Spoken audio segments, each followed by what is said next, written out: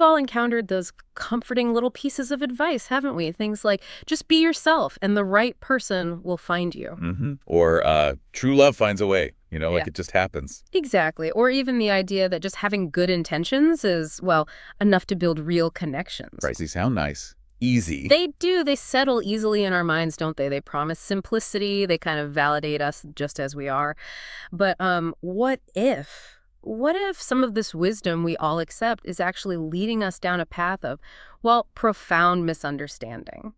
That's a troubling thought. It is. What if it's actually contributing to a kind of silent crisis? A famine of understanding, especially when it comes to the art of attraction, of real intimate connection.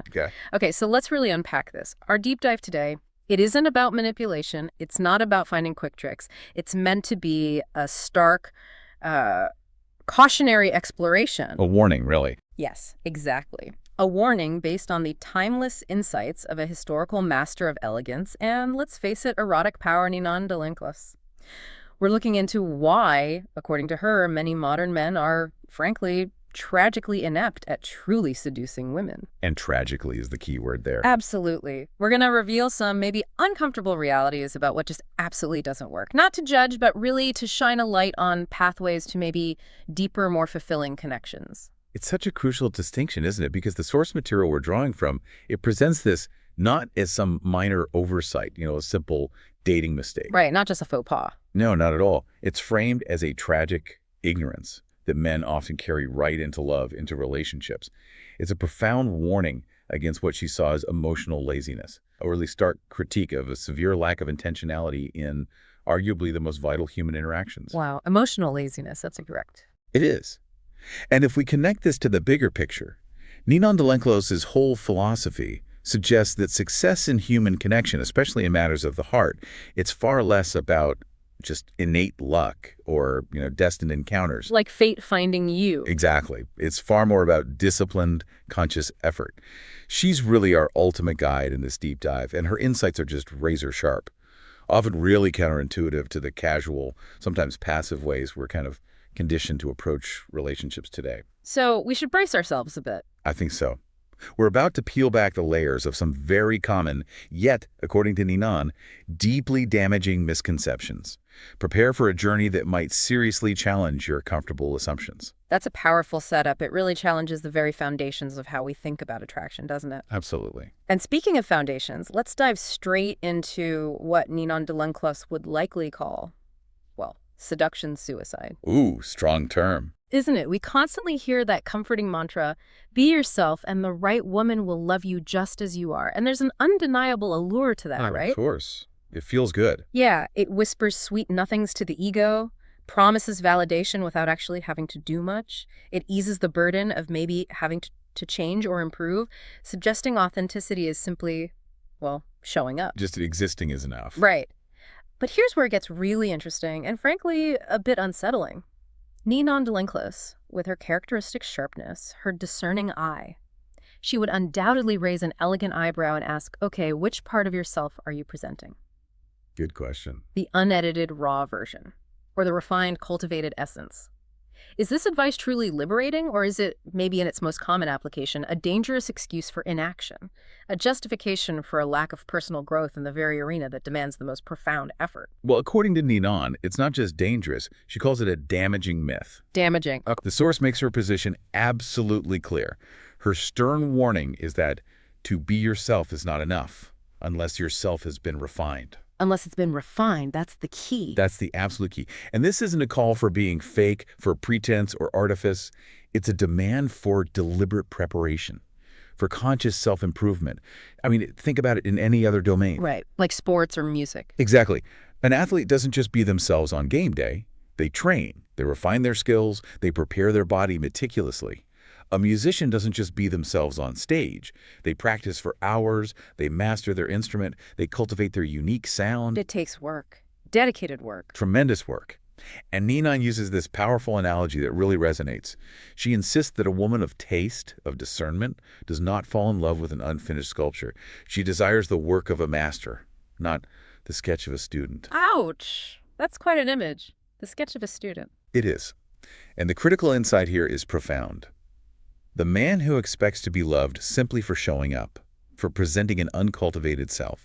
Isn't being authentic in her eyes. He's being lazy. Lazy, not authentic. Yes. He's essentially hoping that nature will do what nurture has not. And this, she insists, is a fundamental, almost fatal flaw if it's left unaddressed. She states it unequivocally. Love is not a lottery. It is not granted at random. It is earned. Earned through effort. Earned through effort. Yeah. Women, especially those women of discernment she often wrote about, they want men who try, who prepare, who present themselves not as some raw ingredient, but, as she puts it, like a rare wine with flavor, complexity, and patience. Flavor, complexity, patience, that's a world away from just show up. A world away. It's an investment of self, a journey of cultivation, not just passively hoping someone likes the raw materials. That rare wine image is so potent because it immediately fights that idea of instant gratification we're so used to. Exactly. It implies time, care, development. Right. It makes you think of something cultivated, something that requires careful attention and time, not just something that exists. And it totally challenges that common perception that charm is just this innate thing, you know? You either have it or you don't. Like, it's just a roll of the genetic dice. A fixed trait. Yeah. And I think many people just resign themselves to that fate, believing, well, I'm just not built for it. But is that really the case? Because Ninon de Lenclos certainly had a very strong counter-argument to that whole idea. Oh, absolutely she did. For Ninon, seduction is a craft. Emphatically not a mystical gift bestowed upon a lucky few at birth. So it can be learned, developed. Definitely. Yeah. Something built, shaped, rehearsed. It is, in her words, a discipline of attunement, restraint, and self-possession. Attunement, restraint, self-possession. Okay, let's break that down. Well, the truly seductive man, she would tell you, isn't necessarily the loudest guy in the room or the wealthiest or even the most conventionally handsome. What really sets him apart is that he is simply more aware of timing, of tone, of tension. More aware. So paying closer attention. Much closer. Consider what that awareness looks like in practice. He dedicates himself to studying the woman he's engaging and his own effect on her. He's not just talking at her. He's observing. Reading the room, so to speak, but the room is her. Precisely. He might notice the subtle shift in her posture when she's deeply engaged versus when she's just being polite. He listens, crucially, not just to her words, the sentences she actually says, but to her silences. Her silences, what does that mean exactly? Imagine a moment where she pauses. Maybe she's thinking about something challenging or feeling an emotion. An attuned man wouldn't rush to fill that silence with his own nervous chatter or anxiety. Okay, he'd let it breathe. Exactly, he'd let it breathe, allowing her the space to maybe deepen the conversation if she chooses, or just knowing when to offer a quiet, comforting presence without needing words. He observes her reactions constantly, gauging the right moment for maybe a gentle touch or a knowing glance, or pulling back slightly. It sounds very deliberate. It is. The source emphasizes. He is not in a rush to be known. He lets himself be discovered, piece by irresistible piece. This isn't about being secretive or dishonest. It's about building intrigue, allowing her curiosity to naturally build. That's a slow reveal, not an information dump. Perfectly put. And the stark conclusion Ninon offers is this. Men fail in love not because they lack worth, but because they lack intention. Lack intention. Wow. It's a significant, almost brutal warning against complacency. It reminds us that effort, deliberate practice, and a profound sense of purpose are absolutely paramount in forming truly compelling connections. It's an active engagement, not just passive hope. Okay, so if intention and this disciplined approach are so key, what about the common ways men do try, but maybe get it wrong? I'm thinking about the guy who approaches connection like a merchant in a market, you know? Sure. Just offering generic, superficial praise. Usual lines. Yeah, the "you're beautiful" or "you're so sexy" comments. It's kind of the default, isn't it? But what happens when those compliments just fall flat? Or worse, they're instantly forgotten the second they're uttered. What does that tell us about really understanding fascination? Well, Ninon would tell you, without a second's hesitation, that this approach fails precisely because praise without perception is flattery. And flattery without fascination dies quickly. Rise quickly. Okay. She unveils this profound, almost counterintuitive truth. What truly seduces is not the compliment itself, it's the curiosity it reveals. The curiosity behind the compliment. Exactly. Think about it. When you tell a woman she's beautiful, you're stating something that, well, many others have likely told her. It's generic. It doesn't really differentiate you. Right. It doesn't show you've noticed anything unique. Precisely. But when you become genuinely curious about her, you start to see her in a way maybe no one else does. Have you noticed not just the radiance of her smile, but perhaps that fleeting shadow of sadness, or a hint of some hidden struggle behind it? Seeing beneath the surface. Yes. Do you maybe sense the intriguing contradiction between her outward confidence and an underlying hunger for, say, emotional depth, or even a desire for surrender she rarely lets show? That requires real observation, real perception. It does. And when a man has that perception to actually reflect a woman's inner complexity, her nuanced layers that most people just completely miss, he becomes unforgettable.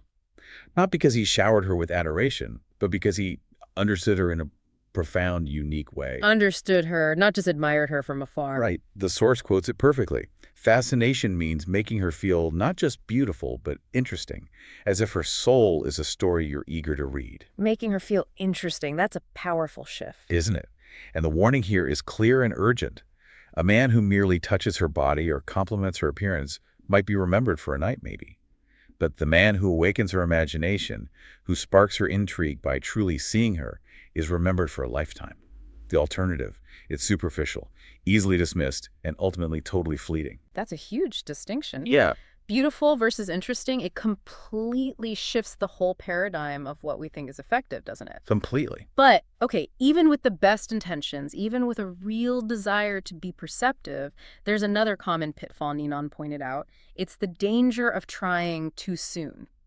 Rushing the moment or blurting out intense feelings instead of maybe masterfully suggesting possibility. Yes, the timing issue. Critical. It feels so counterintuitive in our world, right? Everything's fast-paced, instant gratification. We're conditioned for speed, for immediate results. But Ninon knew something absolutely crucial about the fundamental rhythm of attraction that, well, it feels like many of us have completely forgotten. Indeed. Ninon's wisdom on this is perhaps one of her most profound and, frankly, overlooked lessons. She said, timing is the shadow that seduction dances with. The shadow that seduction dances with? Wow, that's poetic. It is. And she emphasizes specific, almost theatrical examples. A well-timed glance that lingers just maybe a moment too long. A silence that breathes tension, allowing unspoken desires to surface between you. A subtle withdrawal right after a spark of connection, leaving her wanting just a little bit more. So these aren't just random hesitations, they're deliberate. Absolutely deliberate. Purposeful moves that create an atmosphere where a woman leans in not just out of casual curiosity, but with a growing sense of hunger. Hunger, not just interest. Exactly. And the source really laments this forgotten skill of waiting, of patience. In our world of instant everything, where men often fear delay, thinking that speed and directness will somehow impress. Yeah, get straight to the point. Right. Ninon insists that women, especially women of refinement, are not swayed by speed. They respond to suspense. They respond to the unfolding drama, the carefully constructed anticipation. Like building tension in a story? Precisely. She vividly states, seduction is not a sprint, it is a waltz, with rhythm, pacing, and purposeful steps.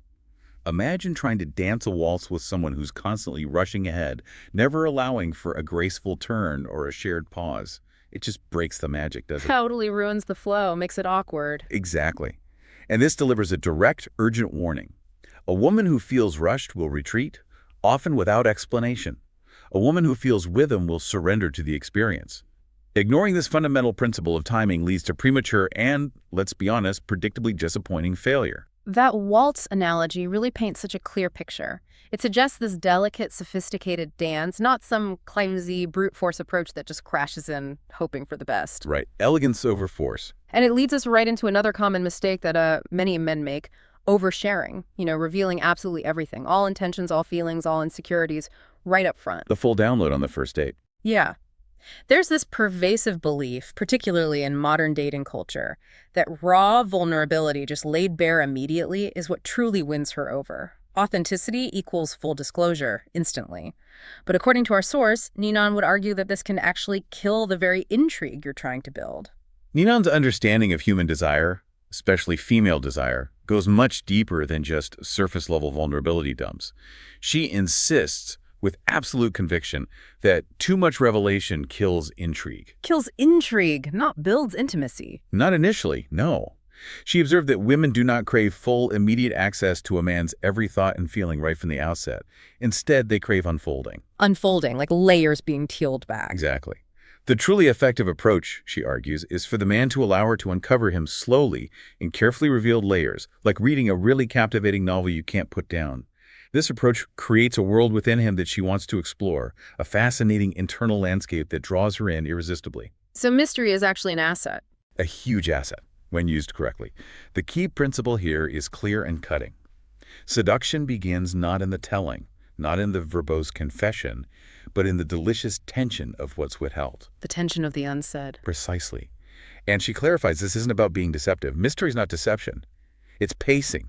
It's about expertly managing the reveal. It's about letting her wonder, letting her doubt even, letting her imagine what lies beneath the surface, what depth or adventure might be found in his presence. Letting her imagination do some of the work. Yes. And the stark warning from Ninon is unmistakable. The man who is too available, too easily understood, becomes disposable. His novelty just fades incredibly quickly. Disposable. Ouch, that's a harsh word. It is harsh, but it's an incredibly important concept to consider. Conversely, the man who reveals himself like a slow-burning flame, he becomes her private obsession. A slow-burning flame versus disposable, big difference. Huge. He becomes the enigma she can't stop thinking about, the puzzle she yearns to solve. This is such a crucial distinction for anyone seeking genuine, lasting fascination, not just fleeting attention or superficial connection. Okay, that concept of disposable connects powerfully to our next point, which Ninon apparently considered one of the most repellent qualities imaginable: desperation. Yes, the absolute anti-aphrodisiac. Right. We've all seen it, maybe even felt it ourselves, the man who needs her attention, who desperately craves her approval, or who clings to her either overtly or sometimes more subtly. Why does this instinctive drive to connect, this sometimes overwhelming desire for validation, often push people away so aggressively instead of drawing them closer? It feels so counterintuitive sometimes. Well, Ninon would emphatically argue that absolutely nothing is more repellent than desperation. Her own life was practically a masterclass in demonstrating this principle. How so? She seduced kings, powerful nobles, brilliant intellectuals, not by begging for their attention or chasing after them, but by consistently radiating independence. She didn't need them. Exactly. She quite literally needed no one. She was financially secure through her own intelligence and management, intellectually stimulated by her salon and friendships, and socially sovereign. She set the terms. And in that radical autonomy, she became utterly irresistible. So independence itself was seductive. Immensely so. Yeah. And this brings us to the profound concept of self-possession. A man who is truly self-possessed, who stands calmly and confidently in his own power, who speaks with an unhurried, measured voice, who doesn't flinch or become visibly agitated or needy when ignored or challenged, that man becomes a mystery worth unraveling. His internal stability becomes a beacon. Like a calm center in a storm. Perfectly described. The dynamic is powerful and utterly inverted from conventional wisdom about pursuit. Seduction is not about pursuit, it's about gravity. It's about creating an irresistible pull towards you. The man who owns himself, who's complete within himself, draws others in without chasing. Gravity, not pursuit. That's a great way to put it. The source paints this vivid and honestly haunting image. He's like a still lake in a world of storms. While others are tossed about by emotional winds, desperately seeking validation from outside. He remains calm, deep. Exactly, placid, deep, and unperturbed. And the woman, sensing his peace, his profound composure, feels the urge to plunge deeper. Not because he asked, not because he chased her down, but because he beckoned without a word. Beckoned without a word, through his presence alone. Through his self-possession. This is such a crucial, urgent warning against neediness. True attraction, the kind that lasts and truly captivates, comes from a place of internal strength, a quiet confidence that projects profound self-worth, not from external craving or validation seeking. That image of the still lake is incredibly evocative. It really does flip the script on what we often instinctively think is attractive, doesn't it? It really does. Away from noise and toward substance. It's not about the loudest voice or the most visible effort, but this profound inner calm. And this level of intuition, this deep understanding, brings us to perhaps the most profound, maybe even the most challenging, idea from Ninon de Lenclos, that women often harbor desires they are afraid to express. The hidden currents. Exactly. They might subtly crave maybe to be dominated in certain moments, or to be cherished very deeply, or to be rigorously challenged intellectually, or paradoxically, to be completely freed from expectation. But they often hide these profound longings beneath layers of, say, politeness or sarcasm or a carefully constructed shield of strength. Understandably so, often. Right. But this raises an incredibly important question for any man seeking genuine connection. How do you possibly connect with something she won't even articulate? Maybe something she's not even fully conscious of herself. What kind of mental shift, according to Ninon, does a man need to make to even begin sensing these unexpressed desires? This is truly where the art, in the art of seduction, fully manifests itself. It moves beyond technique into deep perception. The role of the truly seductive man, Ninon explains, is that he can read beneath the surface, who intuits her secret hunger, becomes something far more than just a suitor. He becomes a mirror of her spirit. A mirror of her spirit. Her teaching was never about just satisfying the obvious, the stated request. It was about learning to awaken the hidden.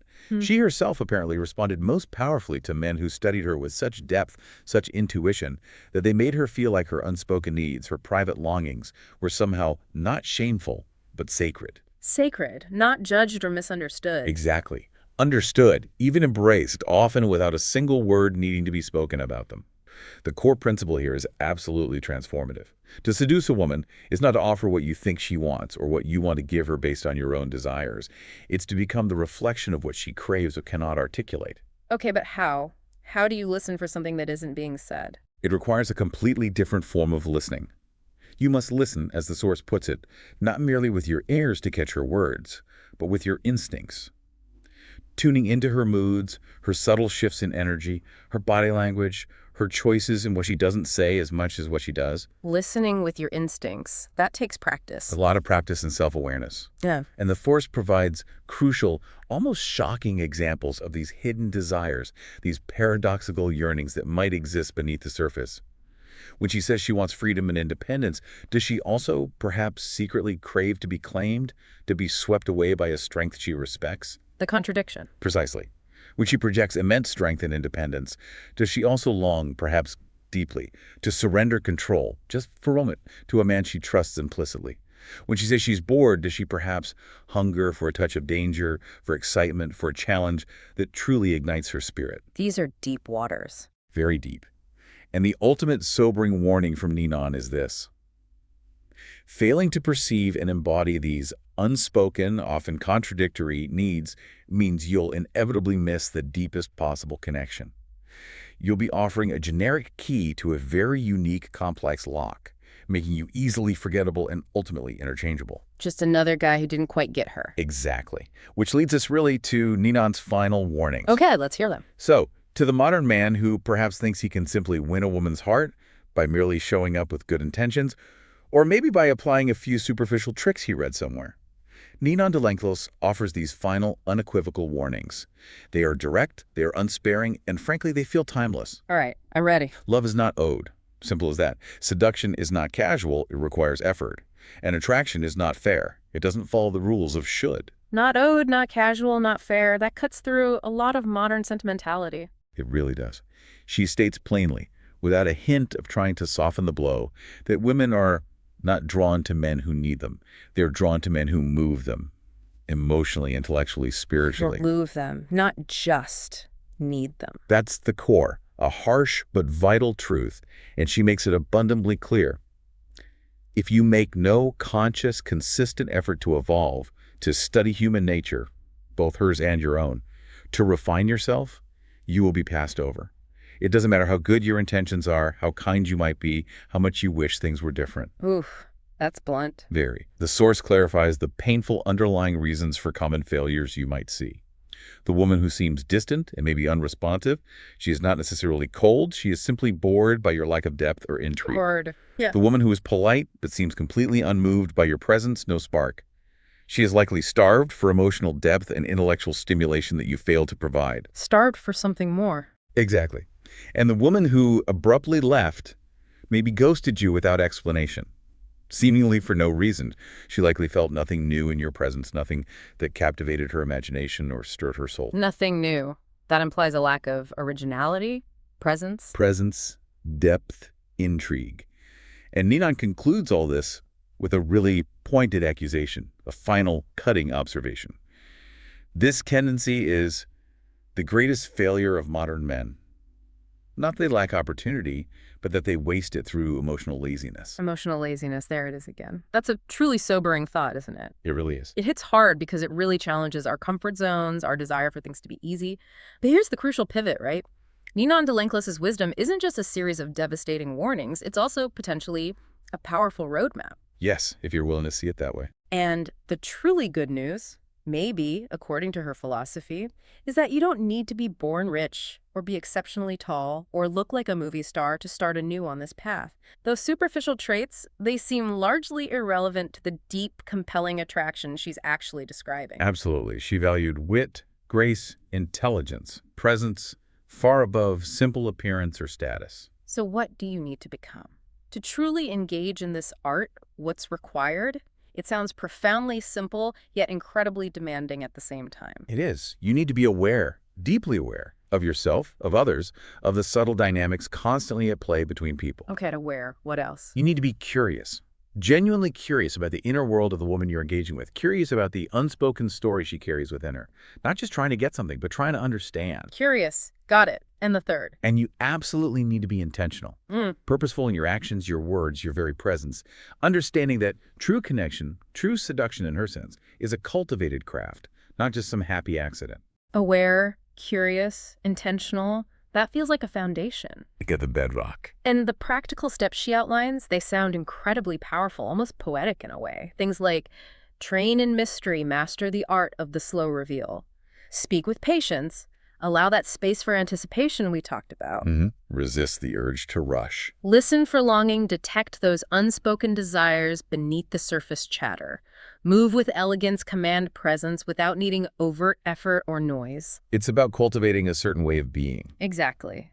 Essentially, you are invited to become the kind of man Ninon herself would eagerly entertain in her legendary salon, not because of your looks or your bank account, but because of your compelling presence, because you bring to the table not only raw desire, which is common, but a cultivated discipline. Desire plus discipline. That's the potent combination. So in the end, this profound understanding of seduction, it really isn't about conquest, is it? Or manipulation. It's about art. It's about making yourself into a kind of masterpiece. A work of art. Constantly being refined. Right. And the woman you truly crave, the one whose depth perhaps matches the depth you're cultivating in yourself, she won't fall for you by default just because you exist and you're nice. She will fall, Ninon suggests, when she senses a man who has made of himself something rare, something complex, something sensual, a masterpiece. A compelling presence she can't ignore. Exactly. So, perhaps the most important question, the final provocative thought for you, the listener, to consider today is this. What kind of masterpiece are you working to become?